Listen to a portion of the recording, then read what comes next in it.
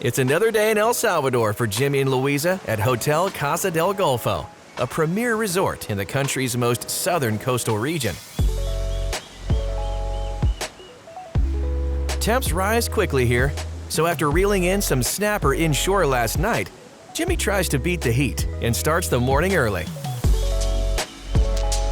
He heads to the resort's private beach with his cutting board, grizzly cooler, and Greg Cimms knife in hand to fillet the fish for tonight's dinner.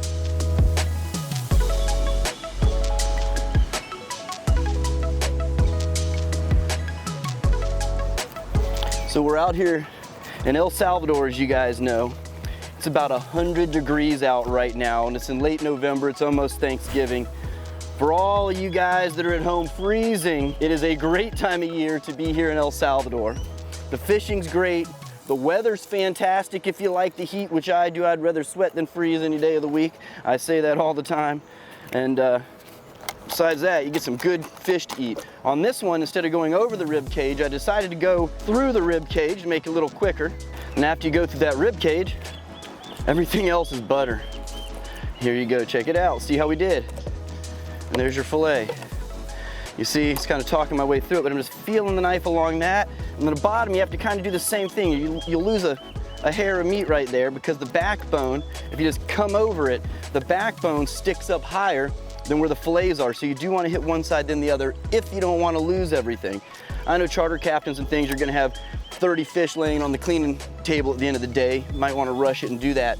But I like to take my time just because we're going to bring every single thing home that we eat and we don't want to lose any bit of that fish. The guy who makes these GC knives is a guy named Greg Cimms. He's a big-time fisherman as well, and that's why he was able to come out with a knife that worked so darn good, because he's used to filleting fish all the time and he knows what it takes. He's tried multiple different things and found what works, and he has a line of knives for just about any kind of fish filleting that you'd want to do, or hunting, or even kitchen cutlery. Again, these guys got big old scales. Look at the scales on these things. This is what you're not going to want a regular stainless steel knife for. You start cutting through scales like that, you're going to dull your knife after about every fish you clean. I know you guys have been there before, the stainless steel users. And again, that nitrogen-enriched high-carbon stainless steel is what makes the difference. And these aren't going to be one of those cheap old Walmart knives. These knives are going to be a knife that you're going to have for the rest of your life when you get one. They're a fantastic knife. This is my second GC knife. Both of them are still just like the day I got them. Work great. They do hold their edge for a long time, which is just huge for me or anybody that uses their knives a lot. And all I'm doing right here is I'm just getting the bloodline out and the rib cage because we don't want to eat that stuff. Some people do, but not me. And there's your other fillet. Woo!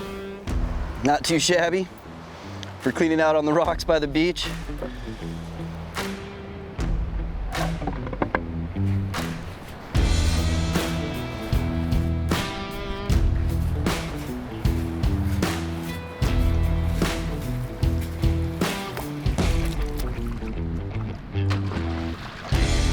Sand on your cleaning board. Cleans it off real good. That slimy stuff doesn't come off easy. The heat is rising fast today, and Jimmy and Louisa are looking to hit the water to reel in some more Dorado.